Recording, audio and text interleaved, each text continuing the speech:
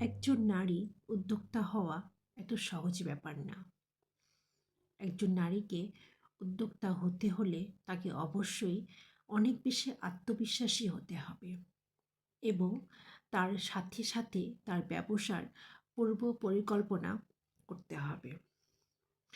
কারণ নারীকে তার সংসার, বাচ্চা সব কিছু সামলিয়ে প্রতিটা পদক্ষেপ দক্ষতার সাথে পরিশ্রম করে উদ্যোক্তা হওয়ার চেষ্টা করে থাকে।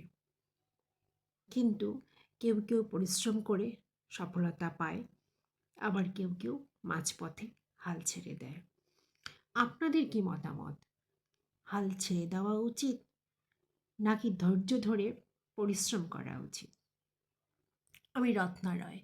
আমার নতুন একটি ভিডিওতে সকলকে স্বাগতম। এখানে দেখতে পেলেন আমার হাতে কাজ করা কিছু আসন, ওয়ালমেট, টেবিল ক্লথের ছবি। আপনাদের কার কেমন লেগেছে অবশ্যই জানাবেন।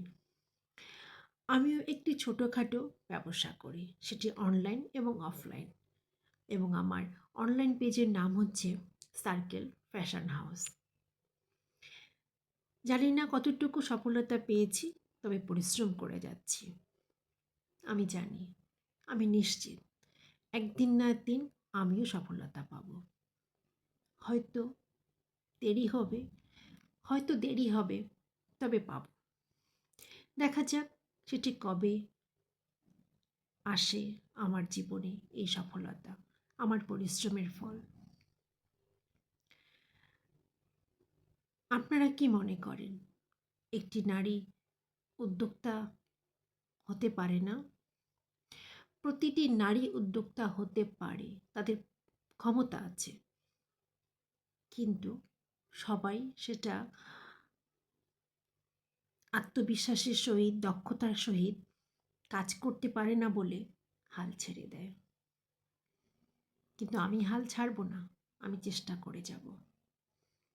যদি আপনারা আমার পাশে থাকেন, আমাকে সাপোর্ট করেন, এবং আমি জানি আপনারা আমাকে অবশ্যই সাপোর্ট করবেন, এবং আপনাদের ভালোবাসাতেই আমি চেষ্টা করছি আরও অনেক কিছু করার, নিত্য নতুন জিনিস তৈরি করার, যেটাতে আপনারা খুশি হন, দেখে আপনাদের ভালো লাগে, আপনারা নিতে আগ্রহী হন।